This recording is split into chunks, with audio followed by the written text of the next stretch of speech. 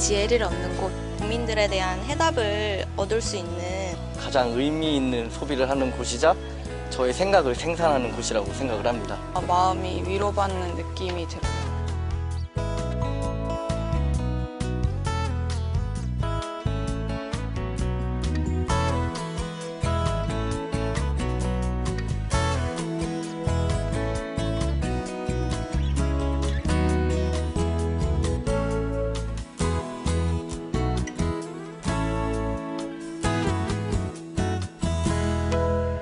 네, TV 책방 북소리 오늘은요, 책에 대한, 서점에 대한 우리 시민들의 생각으로 문을 열어봤습니다.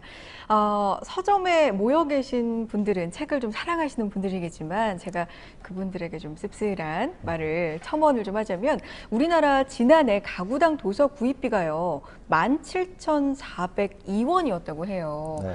사실 일주일에 커피값으로도 그거보다 많이 쓰지 않을까 저는 그런 생각이 들어서 너무 씁쓸하더라고요. 역대 최저치라고 하죠. 맞아요. 떨어져서 이 책이 중요한 줄도 알고 또 읽어야 되겠다라는 생각들은 모두들 하십니다. 네. 그런데 이 실질적으로는 우리의 독서 문화 기반이 얼마나 취약한가 이런 부분들을 보여주는 그런 수치가 아닌가라는 생각이 들고요. 맞습니다. 이 출판계에 몸담고 있는 저도 그 한 사람으로서 네. 늘 이제 이런 문제들을 어떻게 해야 되나 항상 고민을 하게 됩니다. 네, 맞아요. 그래서 오늘은요, 책이 주인공인 곳이죠. 물론 네. 저희가 지금 녹화를 하고 있는 이곳 도서관도 책이 주인공인 곳이지만 한 곳이 더 있습니다. 서점이죠. 이 서점에 대한 이야기를 담은 책 만나볼까 하는데요. 어떤 책인지 영상을 통해 먼저 만나보실까요?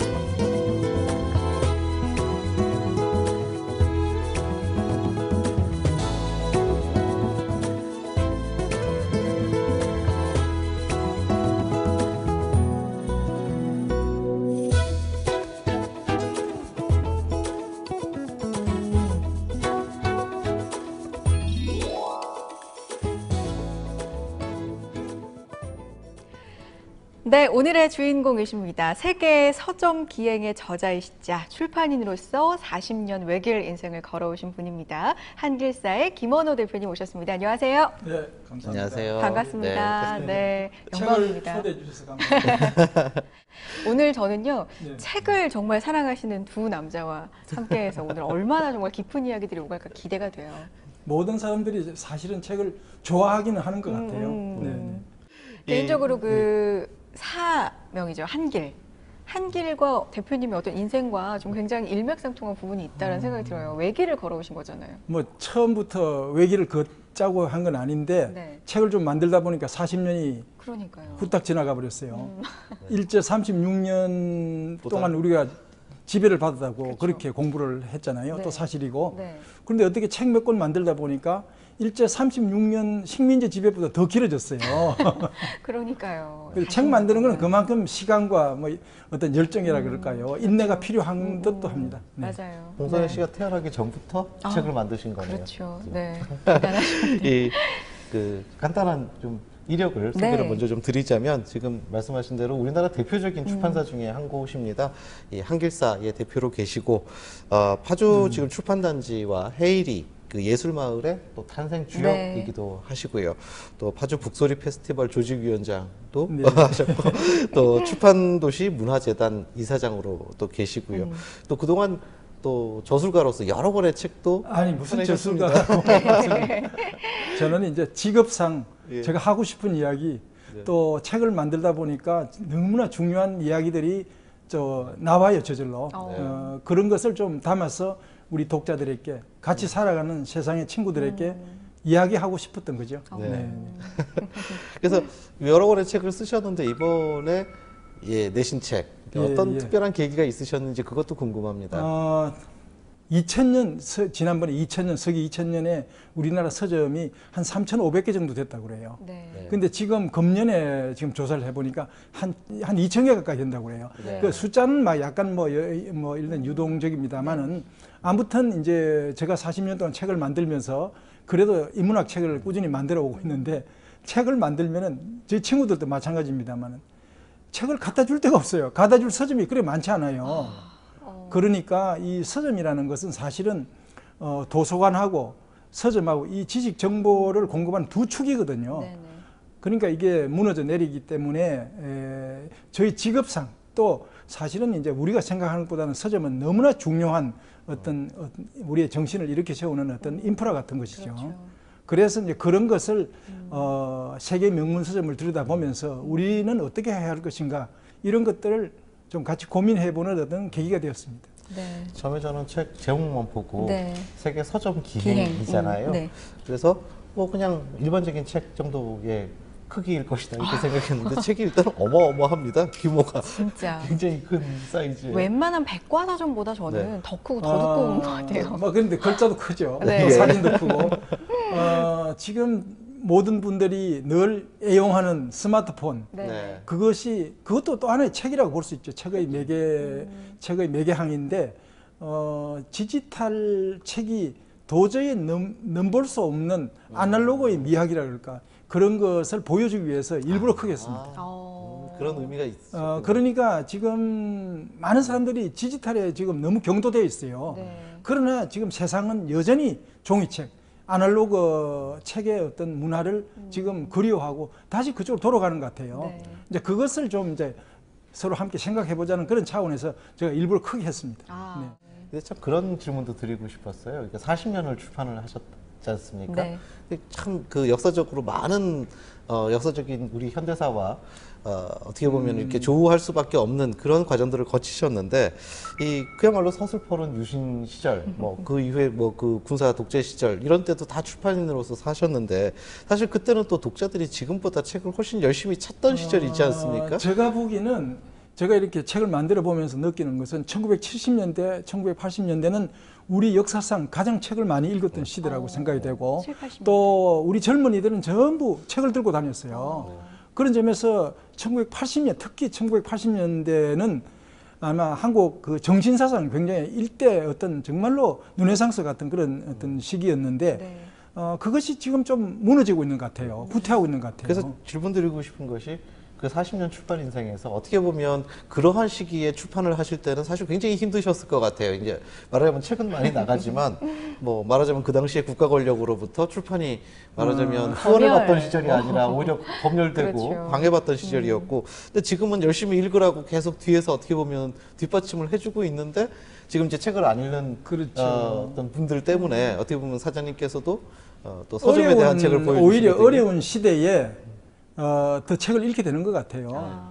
1970년대, 80년대는 한국 민주화 운동사에서 굉장히 중요한 시기 아닙니까? 민주주의를 위해서 이제 많은 젊은이들 또 우리 동시대인들이 애를 썼죠. 실천하고 책을 읽고 또 운동을 하고 그랬죠.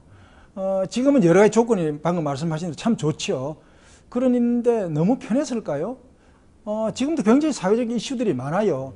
이런 속에서 우리의 문제를 본질적으로 해결하는 어떤 그런 것들은 역시 책이라는 것을 통해서 독서를 통해서 함께 생각하고 토론하고 그런 과정에서 새로운 어떤 우리의 어떤 삶의 어떤 목표 이런 것들을 만들 수 있지 않을까 하는 생각이 듭니다. 바로 그 지금 방금 말씀하신 것이 이 세계 서점 기행을 책을 쓰신 하나의 취지가 되시겠군요. 이제 세계 서점 기행은 이름은 그렇게 붙었지만 사실은 제가 40년 동안 그 전에 물론 뭐 저도 이제 독자였으니까 책을 읽고 또 책을 사 모으고 했습니다만은 책에 바치는 어떤 헌사라 그럴까요? 정말 책의 문화에 대한 어떤 저 나름대로의 어떤 정말로 그 모든 정성을 바쳐서 네. 책이 얼마나 중요하다는 것 이런 것들을 말하고 싶었어요. 책 없이 우리는 살 수가 없다고 생각합니다. 살 수는 있지만은 그러나 그것이 가치 있는 삶을 살 수 있겠느냐 이런 생각을 해보는 것이죠. 그런데 이런 생각들은 지금 세계 유수한 서점들 주인들이 또 경영자들이 정말 저하고 같은 생각을 하고 있는 걸로 보면서 이 프로그램을 잘 만들었다. 그리고 이 이야기를 해보니까 그들도 바로 친구가 되었어요. 네. 열심히 그래서 네. 지금 편지도 주고받고 그러고 있어요. 아, 지금. 그러시군요.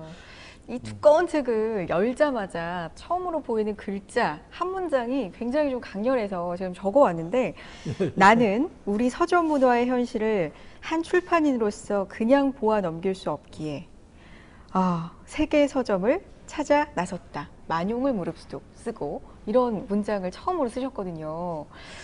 그냥 보아 넘길 수 없는 서점의 현실이라는 게 구체적으로 어떤 게 좀 마음이 아프셨어요? 이제 이 서점, 좋은 서점은 본래부터 문화적 공간이죠. 네. 공공적인 공간이라고 볼 수 있죠. 도서관이 그렇듯이 서점은 어떻게 보면 훨씬 더 자유로운 어떤 그런 공간이죠. 누구나 들어갈 수 있고. 제가 그렇게 썼습니다만 서점에는 화장실도 있어요. 가서 얼마든지 그걸 이용할 수 있죠. 그런데 사실은 지나가다가 화장실 찾기가 어려워요. 근데 북밀이라는 미국에 있는 그 조그만 방앗간을 개조한 서점은 그렇게 딱 서붙여 놨어요. 아마존에는 서점이 아마존에는 화장실이 없지만 우리 서점에는 화장실이 있다고. 그 굉장히 시사하는 바가 있다고 생각해요. 저는 이 서점에서 그 지역의 어떤 지역 공동체를 살아가는 어떤 시민들이 거기 모여서 함께 토론하고 이야기하고 또 생각하고, 근데 그것을 통해서 그 사회를 다시 새롭게 일으켜 세우는 어떤 그런 것이 일어나고 있는 것 같아요. 네네. 저는 우리나라 서점들이 많지만은 좀 더 문화적인 프로그램을 많이 해야 된다는 생각을 합니다. 그냥 단순히 판매가 아니라 문화적 그러니까, 프로그램으로. 서점은 많은 분들이 그렇게 얘기했어요. 네. 제가 만나는 서점이들 네네. 얘기했지만은 서점은 그냥 물건 파는 데가 아니다. 정신을 파는 곳이고 한 시대의 어떤 사상을 판매하는 곳이다. 이렇게 네네. 얘기했어요. 그러니까 서점은 우리가 생각하는 너무 서점을 함부로 그렇게 얘기하면 안 될 것 같아요. 저는 사실은 시골에서 서점 없는 동네에서 자랐는데 네. 부산에 고등학교를 가니까 거기 서점이 너무 많았어요. 그 구체적으로는 부산 보수동 네네. 책방 네. 골목 같았는데 그렇게 책이 있으니까 저희 세계가 새롭게 열리는 것 같았어요. 우리 젊은이들에게 서점을 가게 해야 된다는 생각을 합니다. 그런 생각으로. 네. 근데 이 글이요. 대표님 궁금한 게 그 중앙 선데이 이 연재를 하시던 글을 엮으신 건가요? 이제 차례가 어떻게 되나요? 중앙 선데이라는 네. 신문에서 네. 이제 2주에 한 번씩 했는데 제가 이제 그냥 자주 간 곳도 있지만 다시 전부 가서 사진도 찍고 인터뷰하고 그러니까 사실 품이 굉장히 많이 들은 이제 그렇죠. 기사인데 네. 그냥 제가 앉아서 쓸 수 없는 것 아니에요. 구체적인 팩트를 써야 되고 스토리를 써야 되기 때문에 그런 어떤 연재가 없었다면 제가 하지 못했을 겁니다. 그런데 이제 굉장히 이 책은 앉아서 쓸 수 있는 게 아니라 전 세계를 제가 8번이나 돌아다녔어요. 근데 요즘은 하도 그런 텔레비전 프로그램도 많아서 그렇지만은 여기서 저기를 간다는 데가 이제 수천 리씩 떨어진 곳이에요. 거기서 가서 이제 만나서 미리 이야기하고 미리 약속 잡고 이게 보통이 아닌데 그러나 책을 찾아가는 그 여정이었기 때문에 너무나 즐겁고 저는 너무 저 스스로를 생각하는 좋은 기회였습니다. 네. 네. 뭐 중국, 일본, 한국, 영국, 네덜란드 38곳이 실렸어요. 예, 예, 예. 얼마 동안 돌아다니신 거예요? 총 기간이? 제가 이제 이 서점 다닌 곳은 제가 이제 출판사 시작하면서 네. 외국 나가면서 널리 이제 가면은 보이는 것이 책밖에 없으니까 저한테는 온통 책. 이제 정말. 모든 것은 책으로 이제 생각하고 책으로 이제 뭘 만들어 보자 이런 거니까 저는 책 만드는 사람이니까 책을 네. 기획하는 사람이니까 그렇게 다녔던 곳이죠. 그러나 이제 이 기획을 하면서 다시 이제 했는데 제가 좀 구체적으로 이걸 쓰겠다는 생각을 한 것은 한 10년 정도 되는 것 같아요. 이 정말 책방이라는 게 너무 아름답고 책방을 통해서 온갖 프로그램들이 만들어지고 있는 걸 보고 그래 저런 것을 통해서 우리 사회가 새롭게 일어설 수 있겠다는 생각을 저는 늘 했어요. 그러셨구나. 요즘에 파주 출판단지 같은 곳을 가보고 아세안 그 출판문화센터라든지 그 안에 있는 지혜의 숲이라든지 이런 데들을 가보면 출판인의 일원으로서 굉장한 자부심을 느끼게 되거든요. 그래서 또 열심히 해야 되겠다, 네. 제 역할 열심히 해야 되겠다는 생각을 하는데 저뿐만이 아니라 많은 작가분들이나 이런 분들이 내가 작가인 것들에 대한 자부심, 내가 출판인인 것에 대한 자부심, 다 그런 자부심을 가지게끔 만들어 주셨단 말이죠. 그런 의미가 굉장히 큰 것 같습니다. 파주 출판 도시는 겉으로 보면은 건물들이 모여 있는 곳이죠. 그러나 모든 건물들에는 수십 명, 수백 명의 편집자들이 또는 기획자들이 이 책을 만드는 곳이고 책을 생각하는 어떤 그런 책을 디자인하는 그런 곳이죠. 그렇기 때문에 사실은 엄청난 인프라라고 볼 수 있어요. 지금 출판도시에는 현재 한 8,000명 정도의 직원들이 일하고 있어요. 그건 인쇄소도 있고 제책사도 있는데 이제 2단계가 되면 그게 확 늘어서 한 3만 명 정도의 인구가 일을 하게 돼요. 거기다가 이제 이를테면 이제 지금 영화사들도 들어오고 또 책과 연관되는 다른 회사들이 들어와 있는데 그게 이제 출판도시는 어떻게 보면 대외적으로 한국의 위상을 대단히 뭐 크게 높였다고 볼 수 있죠. 그래서 외국인들이 와서 다들 얘기가 어떻게 이런 걸 만들었냐고 자기들은 만들기 힘들 것 같다는 얘기를 하는데 저는 그래도 이 1980년대에 우리가 이런 구상을 했거든요.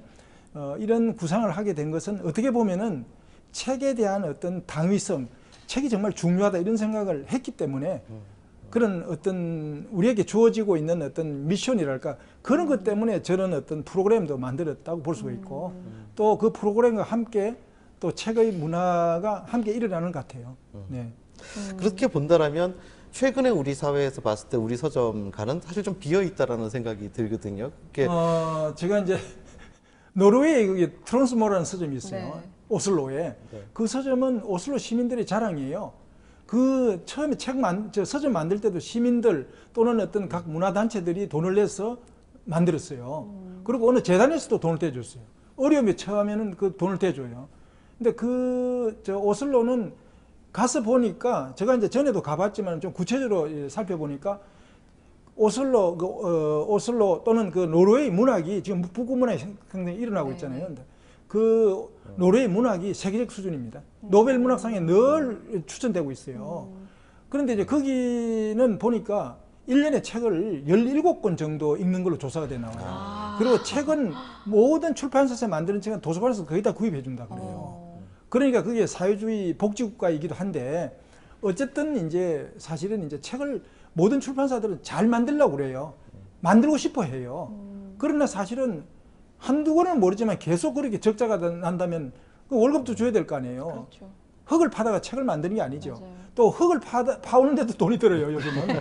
그런데 아무튼 이제 굉장히 책을 많이 읽어요. 그러면 애기들 빼고 뭐 할머니들 빼고 그러면은 그 젊은이들은 1년에 한 40권 정도 읽는다 봐야 돼요. 그 일주일에 한 권씩 읽는다 봐야 돼요. 근데 한국에도 그렇게 조사는 나름대로 꽤 나왔어요.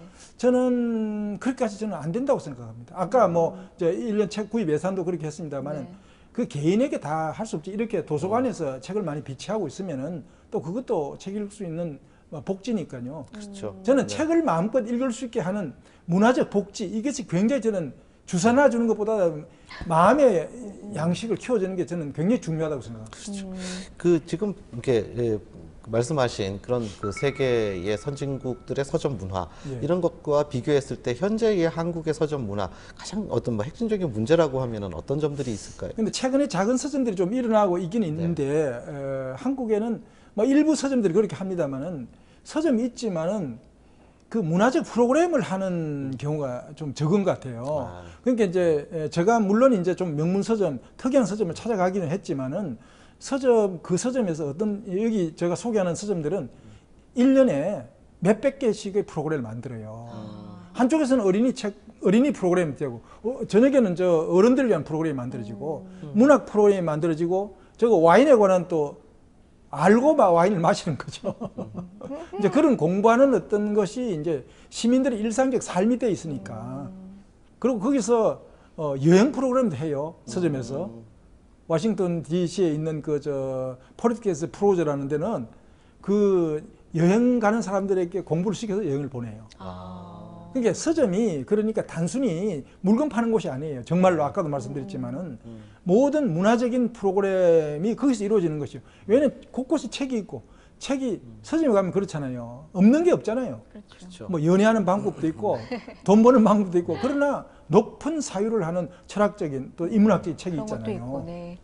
그것이 이제 우리가 일반적으로 생각할 때 서점은 뭔가 상품을 파는 곳이니까 하나의 기업이라는 인식만 그렇죠.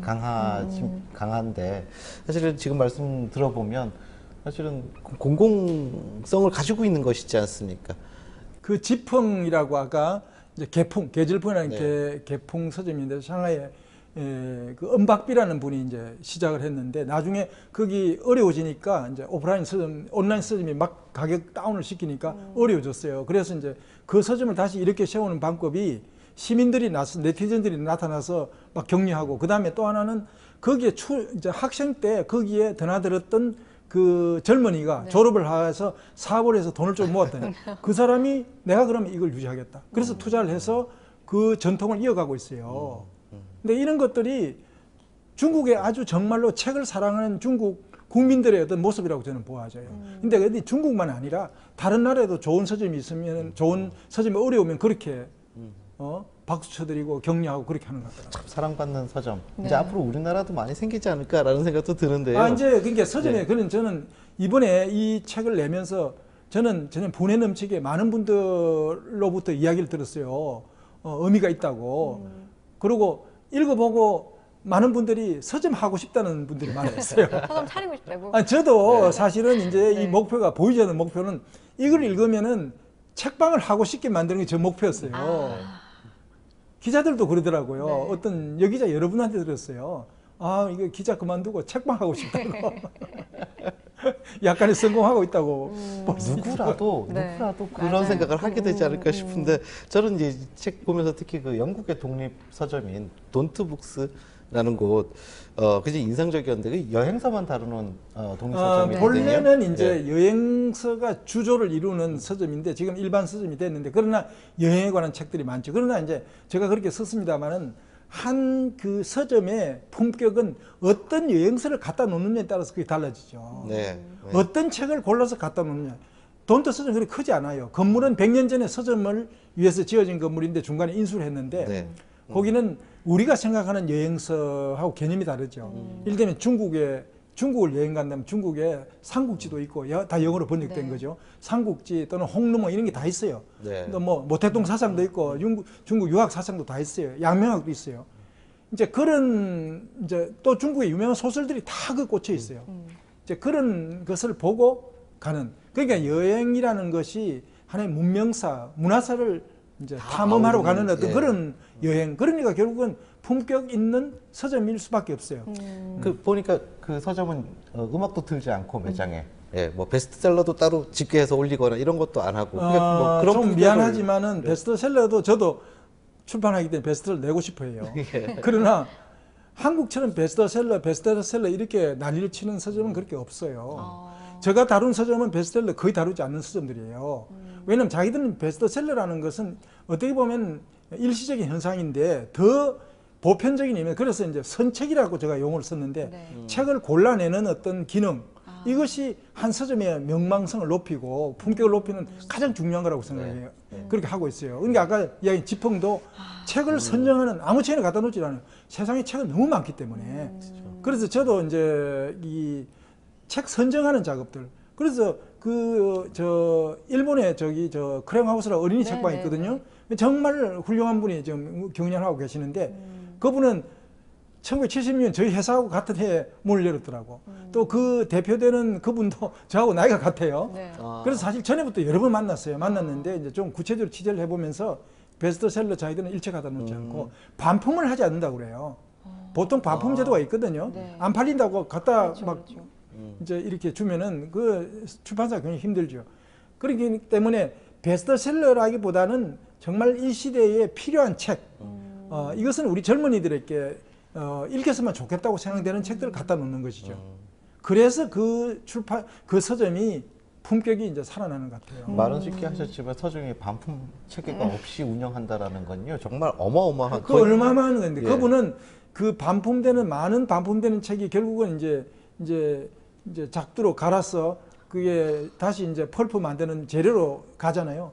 그걸 보면 눈물이 난다 그랬어요.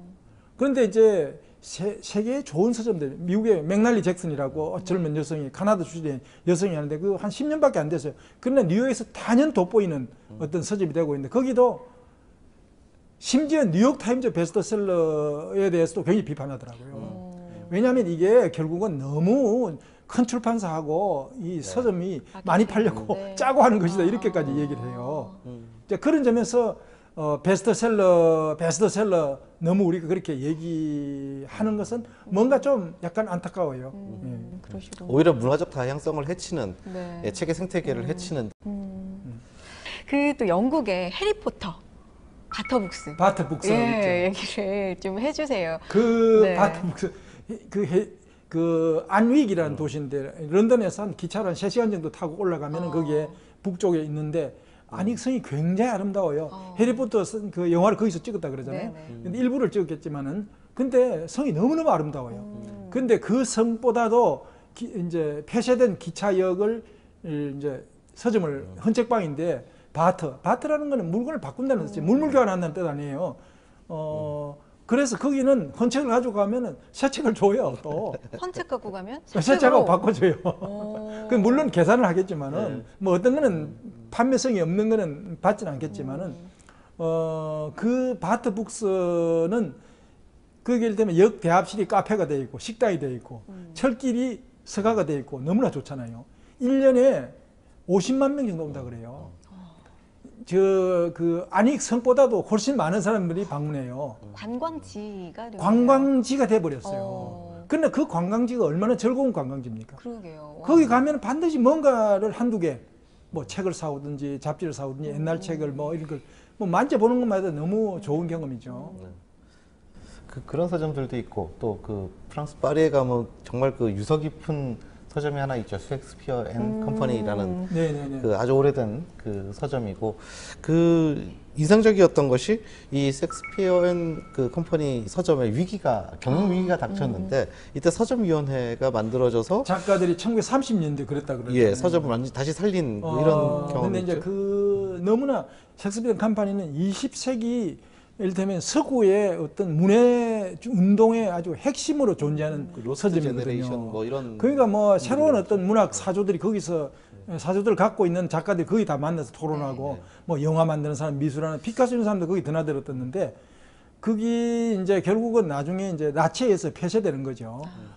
이제 이제 서점 주인을 잡아가고 하는 바람에 그래서 나중에 이제 예를 들면 조지 히트만이라는 미국 사람이 다시 이제 그 문을 여는데 아무튼 이제 그 서점은 그냥 서점이 아니라 잡초여관이라고 스스로 얘기해요.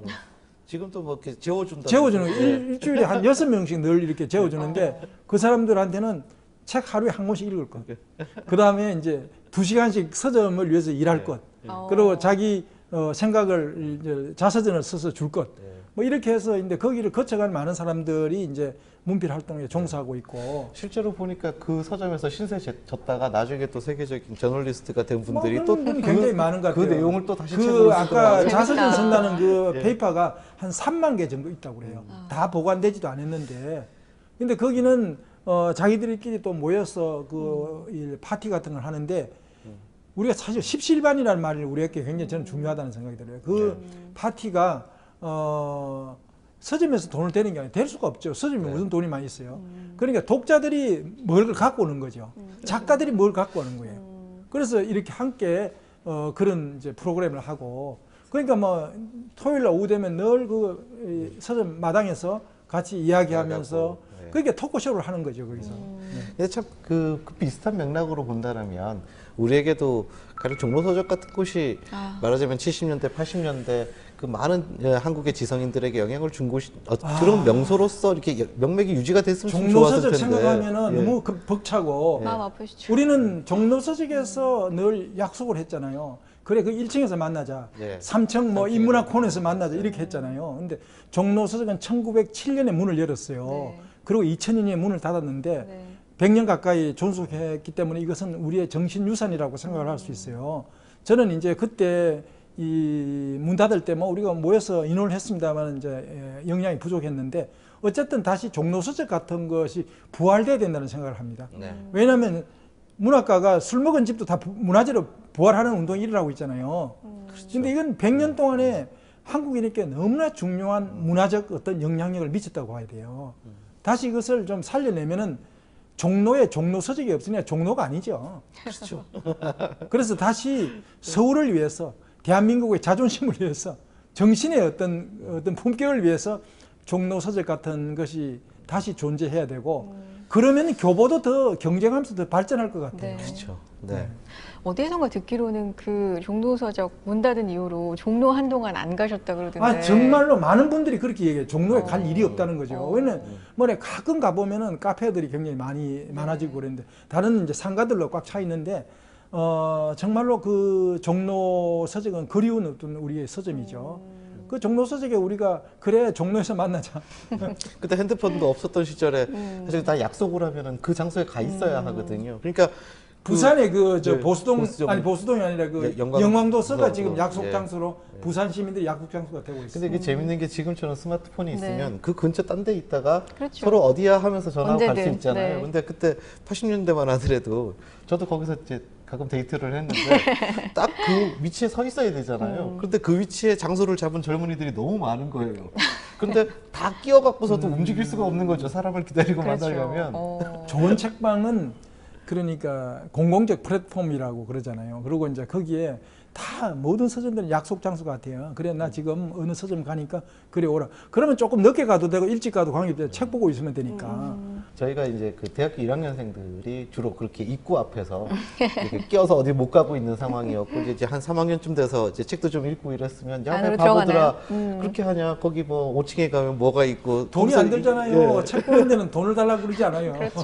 거기서 맞아요. 몇 번 코너에서 보자고 해. 그러면 이제 그런 거 후배들한테 가르쳐주고 네. 있는 기억이 납니다. 서점 얘기를 하다 보니까 이제 사람 얘기로 자연스럽게 이렇게 사람 냄새나는 이야기로 옮겨가게 되는데 그래서 그런지 유난히 책에 그렇게 사진을 찍을 만한 분인가? 잘 모르겠는데 출판인 서점인들의 사진도 유난히 좀 비중 있게 좀 찍으신 것 같아요. 아니 저는 저 부산의 보수동 네. 책방 골목에 있는 서점인들은 전부 저는 선생님이라고 부르고 싶어요. 평생 동안 그 무거운 책을 들고 왔다 갔다 하니까 손이 얼마나 험하겠어요. 저는 우리 어머니, 저도 이제 어릴 때 농사를 지었지만 우리 어머니가 평생 농사 짓고 아버지 농사 지었는데 어디 손을 만져보면 손이 완전 돌덩어리처럼 돼 있다는 걸 뭐 가슴 철렁 내려앉았어요. 아, 이게 얼마나 이제 일을 많이 하셨기 때문에 서점 일도 농사 일하고 다른 게 아닌 것 같아요. 다듬으면 책이 더 이제 아름답게 이렇게 유지되고 하는데 저는 책 만드는 일도 책 농사 짓는 것 같다고 늘 얘기를 합니다만은 사실은 이제 저는 그래서 이번에 이 책을 통해서 서점의 주인들, 서점을 평생 서점 일을 하시는 분들을 아주 정면으로 크게 사진을 제가 크롭시켜 냈어요. 그러게요. 아마 그거는 잘 하지 않아요. 맞아요. 보통은 네. 저자가 중요하지. 예? 더 저는 정말로 서점인들이 얼마나 중요한 어떤 장인 정신으로 일을 하지. 그분들은 정말로 책에 대해서 모든 책을 다 알아요. 그렇죠. 그러니까 서점이 가능하잖아요. 그래서 지금 이 큰 책에 네. 지금 한국의 서점 2군데가 들어가 있거든요. 이제 그것이 지금 보수동하고 부산 영광도서하고 영광도서는 이제 70대 초반에 조그만 책방을 시작해서 헌책방을 이제 지금 이제 그 큰 서점으로서는 제일 아마 민간 서점은 제일 클 겁니다만 독립 서점으로는 그분은 굉장히 그 문화적 프로그램도 많이 해요. 거기에 부산의 그 문화 강의를 통해서 14명의 신춘문예 당선자가 나왔다 그래요. 그러니까 계속 하면은 뭐가 역사가 만들어지는 것 같아요. 근데 저 보수동 책방 골목은 저는 저희 어떤 책의 고향 같은 곳이거든요. 네. 제가 고등학교 이제 시골에 있다 부산에 고등학교 가니까 그 책이 너무 많아가지고 너무 하여간 놀래고 경이롭고 그래서 늘 거기 가서 이제 살다시피 했는데 그게 지금도 50개 정도의 서점이 있거든요. 한도가 많을 때 한 70개까지 됐다고 그래요. 그런데 지금도 부산 영화제 같은데 영화제를 하면은 외국 분들도 굉장히 많이 온대요. 그리고 지금 많이 알려져서 이제 관광 코스가 되고 있습니다만은 아무튼 거기에 가면은 저희가 옛날에 만든 책들도 거기 많이 꽂혀 있어요. 반갑기도 하지만은 거기에 사실은 굉장한 콘텐츠가 거기에 존재한다고 볼 수 있습니다. 네. 네. 아까 베스트셀러만 우리는 좀 열광하고 서점도 그런 것들 위주로 좀 판매를 하고 그런 것들 얘기를 좀 했잖아요. 근데 너무 나쁘다고 얘기할 수는 없는 것 같아요. 그렇죠. 네, 뭐, 그렇죠. 그러니까 저도 지금 그 말씀을 드리고 싶은 게 어쩔 수 없이 또 트렌드라는 건 존중을 예, 예. 해야 되고요. 네, 네, 네. 그런 게 또 중요하잖아요. 예, 현실적으로. 그렇죠. 대표님이 보시기에 요즘 우리나라 어떤 소비자들이 네, 네, 네. 독서인들이 좋아하는 책의 종류랄까요? 트렌드? 뭐 이런 건 어느 방향으로 가고 있다고 생각하세요? 저희는 사실은 이제 저는 참 고민하고 있는데 네. 제가 40년 동안 한 3,000권 정도의 책을 만든 것 같아요. 그 중에 한 90% 이상이 좀 다소 어려운 책들이에요. 본격적인 책들이라고 볼 수 있는데 뭐 인문학이라고 볼 수도 있고 이러는데 그러니까 저희 책은 좀 어렵고 힘들죠. 막 그러나 이제 이런 출판사 저런 출판사 이런 책 저런 책이 공존하는 게 중요하다는 생각이 드는데 다양해야죠. 생각이 다양한 사람들이 모여서 살아가야 되잖아요. 그런데 이제 저는 너무 경소단박이라는 말을 쓰고 싶어요. 가볍다. 너무 가벼운 책들.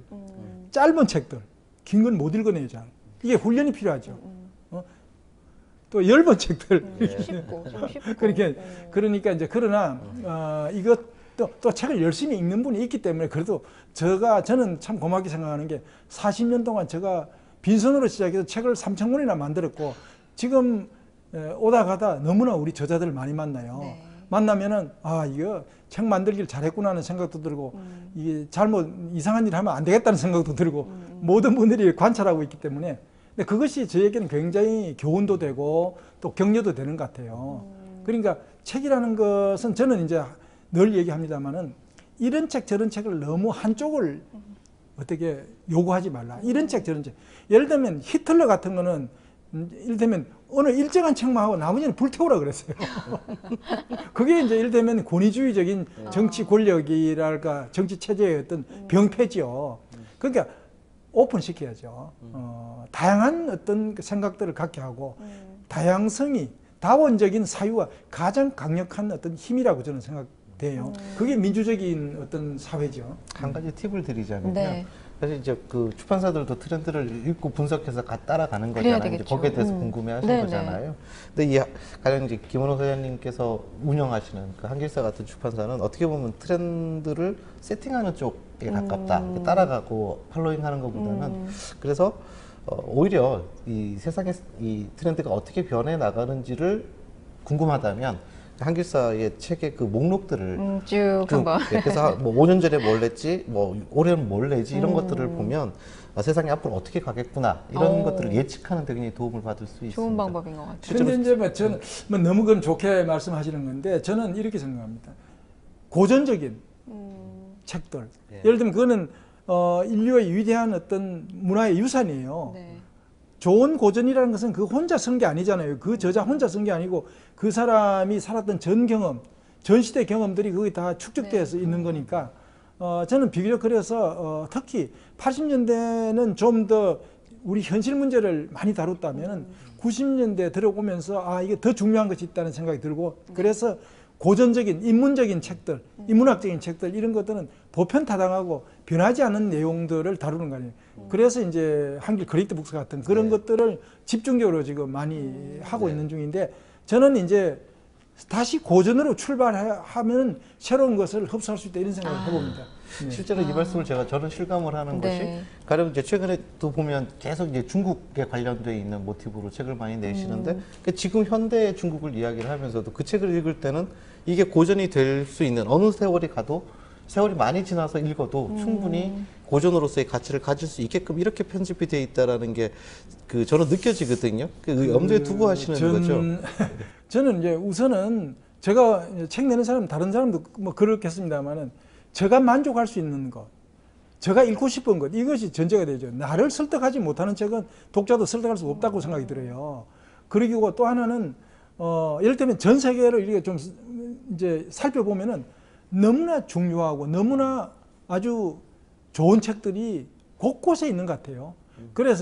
그래서 번역도 하는 거고 문학도 전 세계 문학이 얼마나 대단한 문학들이 많습니까? 우리 문학도 좋지만은 우리 문학도 있고 외국 문학도 같이 저는 읽는 걸로. 그래서 저는 그렇게 얘기하잖아요. 뭐 청바지만 나는 읽겠다. 이것보다도 청바지도 때로는 입고 때로는 양복도 입는 이런 어떤 마음의 생활의 자세를 그런 건데 가능하면은 저는 정말로 치열하게 자기 지적 작업을 한 그런 저자의 책은 누구에게나 감동을 줄 수 있는 것 같아요. 네. 네. 다양성도 말씀하셨고 아까 뭐 여러 프로그램을 하고 있는 서점도 말씀하셨는데 좀 책이 어차피 정말 다양한 내용을 담을 수 있는 게 또 책이기 때문에 여러 가지랑 접목을 하는 것도 상당히 재밌다라는 생각이 전 드는데요. 그런 의미에서 벨기에 쿠겐북 이라는 것도 좀 재밌다라는 생각이 지금 제가 들었어요. 이제 출판도서 파주 북소리를 하는데 네. 그게 지식 축제, 책 축제 아니에요. 네, 네. 그런데 우리의 마음의 어떤 양식 이런 얘기를 하는데 저는 거기 파주만 하더라도 농사 주변에 농사 짓는 사람이 많으니까 저는 그래서 농산물 축제도 같이 보면 좋겠다는 생각을 해봐요. 그래서 몸의 양식, 마음의 양식이 결코 다른 것이 아니다는 생각을 해요. 그러니까 우리가 잘 먹어야 되잖아요. 잘 먹는 것이 많이 먹는다고 잘 먹는 게 아니죠. 예를 들면 잘 가려서 먹어야 되는 그렇죠. 거죠. 음식 잘 먹는 게 몸을 건강해야 정신이 건강도 맞아요. 유지되는 거니까. 그래서 그 쿡앤드북은 정말로 주제를 잘 잡은 것 같아요. 그러니까 이 서점 안에 네. 카페가 있고 서점 안에 레스토랑이거든요. 그렇더라고요. 여러 레스토랑이 6개의 레스토랑이 들어있어요. 그러니까 무슨 그런 이제 거기는 그 잘 때 가지고 지금 파리점도 하나 연다고 그래요. 네. 근데 그분도 그런 생각이 들어요. 참 개성이 있으니까 그 서점이 되는 거죠. 그러니까 처음에는 어떻게 이런 디자인을 했냐. 그러니까 아니 좀 다르게 해보고 싶다. 다른 서점보다 좀 다르게 해보고 싶다. 정말 거기 가보면은 야 책이라는 게 이렇게 다른 장르하고 이렇게 만나서 이렇게 정말로 춤출 수 있구나 이런 생각을 해봤어요. 네. 참 재밌죠? 그러게요. 그 네. 천장에 문화 코너에는 800권의 책을 매달아 놨어요. 그 저는 이 파주에 살기 때문에 아침마다 공릉천을 예. 산책을 하는데 그 새들이 막 날라와요. 거기 이제 새들이 많거든요. 그 저는 순간 그랬어요. 그 책들 보고 저 공릉천에 날아가는 새떼들이다 이런 생각을 했어요. 그 정말로 그 책의 합창 소리, 새들의 합창 소리 이런 것이 결코 다르지 않고 그걸 보면서 야 이게 책은 여러 장르로 확장할 수 있고 예를 들면 책이 영화가 되듯이 다른 장르로 가듯이 드라마가 되듯이 책을 모티브로 해서 책을 한가운데 두고 여러 우리의 삶의 어떤 이 어떤 조건들이 이렇게 함께 어울릴 수 있는 것 같아요. 네, 세계 서점 기행 한길사의 김원호 대표님 모시고 도서관에서 세계 네. 서점 여행을 저희 지금 함께하고 있는데요. 독자분들도 궁금한 점이 있다고 하셔서 저희가 담아왔습니다. 만나보시죠. 요즘 독립 서점이나 동네 책방들이 많아지고 있는데요. 독립 서점이 살아남을 수 있는 경쟁력에는 어떤 것이 있을까요? 대한민국 독서 문화를 활성화할 수 있는 법안을 만든다면 어떤 법안을 추진할 것 같으세요? 네, 독자 질문 만나봤습니다. 첫 번째 질문부터 드리죠. 독립서점, 동네 책방이라고 하잖아요. 네네. 요즘 많아지고 있는데 저는 좀 긍정적인 현상이다, 조짐이 있다 이런 생각이 들거든요. 좀 더 활성화가 되는 것도 좀 필요할 것 같아요. 지금 막 생겨나는 시기라면 어떤 뭐 방안, 대책 어떻게 보세요? 독립서점의 그 경쟁력? 서점의 네. 법적 지위가 술집하고 같다 그래요. 서비스 산업에 들어가는데 네. 저는 이제 국가 정책이라는 거, 공공 정책이라는 게 예산을 안 들여도 할 수 있는 방법도 있다고 생각해요. 그래서 저는 전에부터 늘 주장이 서점 하는 분들을 특별한 법적인 영예로운 이름을 좀 붙여주는 방법이 없겠느냐. 그 문화적인 어떤 이름을 하나 붙이더라도 그러니까 술집도 굉장히 중요하죠. 그러나 술집하고 같은 거는 좀 이상하잖아요. 박물관은 그런 게 좀 있어요. 네. 약간 예우도 하고 박물관 학예사도 지원을 해주는데 저는 사실은 이제 서점을 그렇게 도와주는 방법이 도서관 만드는 데 돈이 굉장히 많이 들어요. 그러나 도서관의 기능을 함께 해낼 수 있는 서점. 여기에 이를테면은 약간의 무슨 뭐 이를테면은 월세를 대준다든지 그런 서점이 굉장히 많이 활성화될 것 같아요. 예를 들면 서울 시내에 그런 서점이 예를 들면 24시간 하는 서점이 100개가 있다. 그러면 그건 예산을 좀 대주더라도 그 크게 이 기능은 엄청나다고 생각합니다. 그렇겠네요. 동네 책방이라는 게 사실 거리적인 가까운 것도 상당한 메리트이기 때문에 그렇죠. 24시간 동안 할 수 있으면 언제든지 정말 필요할 때 갈 수도 있고. 동네 서점은 네. 저녁 먹고 나가서 좀 들다가서 몇 시간 있다가 오는 거 그렇죠. 얼마나 좋아요. 산책하다가. 그런 어떤 그러니까 서점 하는 분들을 빛나게 명예롭게 해주는 어떤 장치가 필요하다 이런 생각을 저는 하고 있습니다. 네, 네. 아주 중요한 포인트인 것 맞습니다. 같습니다. 네. 이번 독자분은 정말 좀 기발한 질문입니다. 책을 정말 사랑하는 분이 아닌가 이런 생각이 드는데 대한민국 독서 문화 활성화를 위한 법안을 직접 만드신다라면 어떤 법안을 추진하시겠습니까? 저는 이분이 김원호 대표님이 국회의원 됐으면 좋겠다고 희망하는 분인 것 같은데, 그러니까 혹시 어떤 새로운 어떤 법안 뭐 추진해 보시겠습니까? 법안 법이라는 걸 아무래도 일반 시민들이 좀 두려워하잖아요. 그런데 저는 사실은 그것보다는 이런 생각을 지금도 하고 있어요. 학교 다닐 때 중학교, 고등학교, 대학 10년이거든요. 네. 10년 동안에 1000권의 책을 읽을 수 있을까? 1000권 정도의, 그 만화책도 있고 짧은 책도 있고 긴 책도 있겠습니다만 1000권 정도의 책을 읽는다면은 달라질 것 같아요. 그 사람의 어떤 사유든지 어떤 이게 창조적 어떤 상상이 엄청날 것 같아서 생각이 돼요. 그리고 그 다음에 대학을 졸업하면 한 25살 정도 졸업한다 치고 그는 75세까지 50년 동안 책을 읽을 수 있어요. 네. 그때 다시 1000권의 책을 읽는 어떤 클럽을 만들어서 그 멤버가 되는 것을 멤버 운동을 그래서 같이 이제 그것을 그렇게 할 수 있도록 이제 프로그램도 짜주고 책도 선정해주고 책도 해제를 해주고 전문가들 해줘야 되잖아요. 네. 이를테면 철학책 100권을 읽고 싶은데 어떤 책을 읽어야 될지 이걸 안내해주는 이런 작업들 저는 이제 그거를 지금 여러분들한테 얘기를 하고 있어요. 이런 운동을 우리 사회가 해야 된다. 이것이 정말로 문화운동이고 창조운동의 어떤 토대가 될 것이다. 이런 생각을 하고 있어요. 막 법이 아니라 좀 그런 클럽을 좀 만들고 싶어요. 주도를 좀 하시면 어떨까요? 그래서 그거는 여러분들하고 얘기하고 있는 중입니다. 네네. 그러시군요. 근데 김원호 대표님께서는 뭔가 이렇게 얘기를 하신다고 그러시면 네. 하십니까? 예, 진짜로 해내시기 때문에 늘 기대가 됩니다. 늘 같이 하는 운동이라야 이제 되는 거죠. 그러시군요. 저희 TV 책방 북소리 이제 공식 질문을 드릴 차례인데 원래 책이란 어떤 의미입니까? 그러니까 공식 질문이에요. 근데 오늘은 특별히 대표님은 두 가지 질문을 공식 질문으로 드리고 싶어요. 하나는 서점이란, 하나는 책이란. 이 두 가지가 어떨까 싶은데요. 첫 번째 질문 드릴게요. 대표님께 서점이란 어떤 의미입니까? 서점은 제가 이제 산책길에 들릴 수 있는 공간. 서점은 입장료도 안 받아요. 또 화장실도 아까 마음대로 갈 수 있다고 그랬죠. 서점은 이게 내가 경영하는 서점이 아니지만은 내 것이라는 생각을 좀 어떻게 하는 게 필요하게. 그러면 서점 하는 분이 더 많아지라고 생각을 합니다. 휴지도 좀 함부로 버리지 말고요. 내 것처럼. 예. 네. 두 번째 공식 질문 드리죠. 대표님께 책이란 어떤 의미입니까? 정말 어느 때보다 이 대답이 기대가 돼요. 네, 그렇습니다. 저는 이제 이 40년 동안 또 그 전에 책 읽었던 걸 한 60년 정도 되지 않겠어요? 60년 동안 아무래도 책에 가깝게 이렇게 살아왔는데 책이라는 것은 저 운명이죠. 저는 책이라는 걸 가지고 무슨 책이 위대하다 이런 게 아니라 내 일상의 삶의 질서다 이런 생각을 하는 거죠. 책 읽지 않는다고 무슨 큰 사단이 나는 건 아닐 것 같아요. 그러나 책을 읽지 않고 계속 10년, 20년, 30년 살다 보면은 그 정신의 어떤 상태는 피폐해질 것이고 그리고 좀 심하게 말씀드리면 저는 책 안 읽으면은 치매에 빨리 걸리지 않을까 생각을 해요. 왜냐하면 사유를 안 하기 때문에 머리를 회전시키지 않기 때문에 책을 읽으면 머리를 회전시키는 겁니다. 두뇌를 회전시키는 것은 굉장히 건강에도 중요하다는 생각이 듭니다. 그래야 좀 심하게 말해서 저는 책을 읽지 않으면 치매에 빨리 걸리기 때문이다 이렇게 말씀을 드리는 것은 이것도 독서 운동의 한 슬로건이 될 수 있다고 생각해서 함께 책 읽자 이런 어떤 그 격려에 또 함께 서로 손잡고 책 읽는 것이 또 좋잖아요.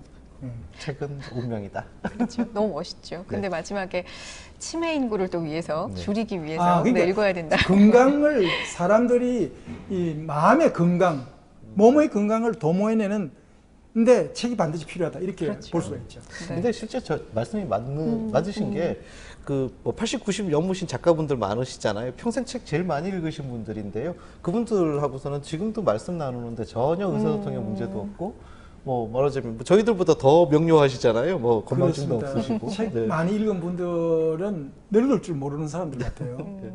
어떤 나이를 모르시는 분들 그게 독서인들이라고 볼 수 있죠. 책은 대표님께 운명 같은 정말 존재인데 많은 사람들한테도 그 운명으로 다가올 수 있는 책 앞으로도 좀 많이 내주셨으면 좋겠습니다. 네. 저는 이제 앞으로 이제 제가 만든 책이 이를테면 이제 10년 후가 아니라 100년 후에도 펼쳐보고 기억될 수 있는 책들 그런 거 좀 만들고 제가 빨리 이제 그만둬야죠. 오늘 말씀 고맙습니다. 네, 감사합니다. 고맙습니다.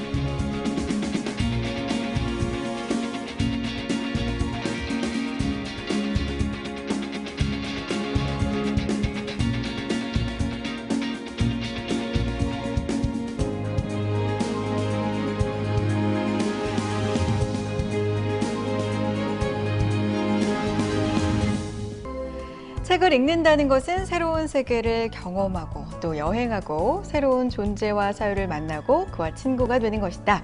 세계 서점 기행에도 나오는 헤르만 헤세의 말이에요. 네. 이 인생 전체를 통틀어서 가장 신실한 친구가 있다면 그것이 바로 책이다. 이렇게 말할 수 있을 텐데요. 네. 바로 그 가장 좋은 친구를 만날 수 있는 공간이 바로 서점입니다. 그렇군요. 누가 여름에 더워서 책 읽기 힘든 계절이라고 했을까요? 네. 오히려 가장 시원하게 읽을 수 있는 계절이 또 여름이 아닐까 싶은데요. 좋은 책 만나보는 여름 되시고요. 저희는 다음 이 시간에도 좋은 책으로 여러분 찾아오겠습니다. 고맙습니다.